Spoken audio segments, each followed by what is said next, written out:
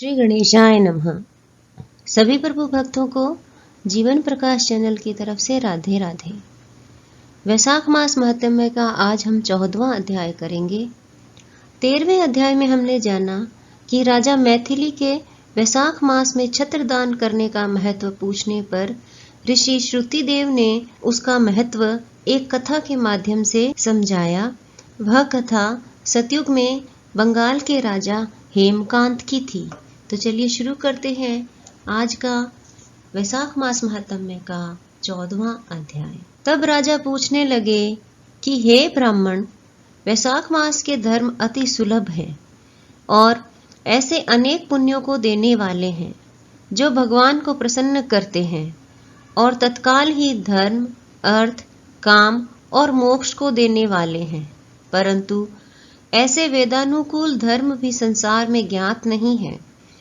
अनेक प्रकार के राजसी धर्म और तामसी धर्म ही इस संसार में विख्यात हैं। इसका क्या कारण है? श्रुतिदेव कहने लगे कि हे राजन, संसार में भोगों की इच्छा करने वाले मनुष्य अधिक संख्या में हैं। इसलिए रजोगुण और तमोगुण अधिकांश में पाया जाता है। बहुत थोड़े मनुष्य ऐसे होते हैं जो मोक्ष प्राप्ति के साधन करने वाले हैं, अतः वह बहुत ही कठिनता से मिलते हैं। मोक्ष धर्म क्योंकि इच्छा रहित है, इस कारण इससे लौकिक और पारलौकिक सुख के साधन होते हैं। वैष्णवी माया से मोहित होकर मनुष्य इसको समझता नहीं। वैशाख मास के सब धर्म सात्विकों के लिए कहे गए हैं और यही सतोगुणियों का धर्म है। इस पर एक पुरातन इतिहास कहता हूँ। इक्ष्वाकु वंश में नृपपुत्र एक महायशस्वी, अक्रोधी, ब्राह्मणों का मान करने वाला राजा हुआ है। एक दिन वह शिकार खेलता हुआ वशिष्ठ जी के आश्रम में जा पहुंचा।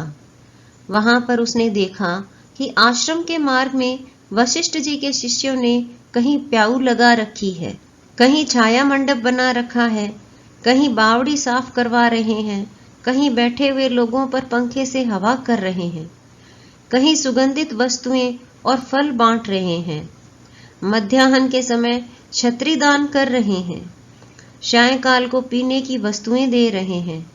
राजा ने उनसे पूछा कि तुम कौन हो और क्या कर रहे हो?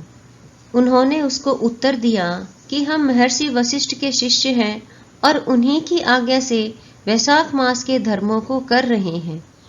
राजा ने फिर पूछा कि इन धर्मों के करने से कौन सा देवता प्रसन्न होता है और क्या फल मिलता है? वह कहने लगे कि राजन, हम अपने गुरु की आज्ञा से यह सब कर रहे हैं।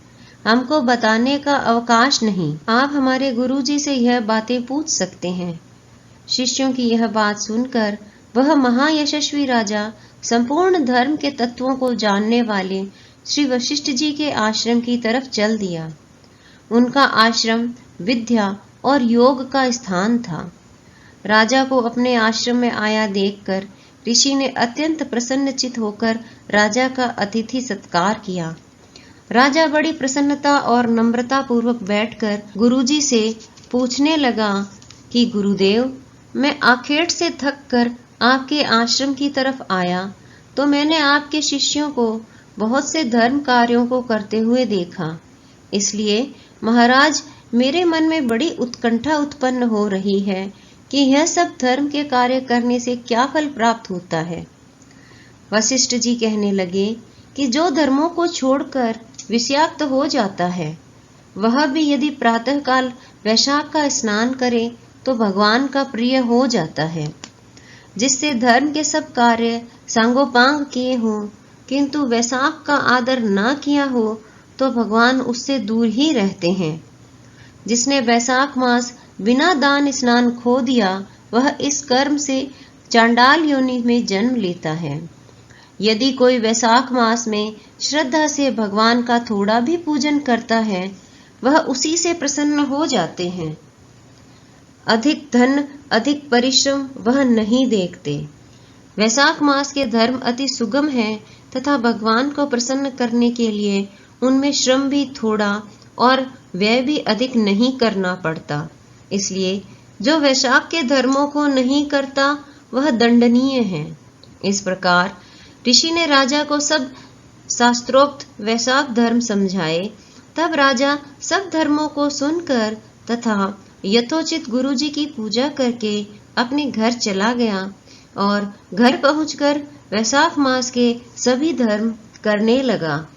इसी के साथ वैशाख मास महात्म्य का 14वां अध्याय पूर्ण हुआ। जय श्री कृष्ण।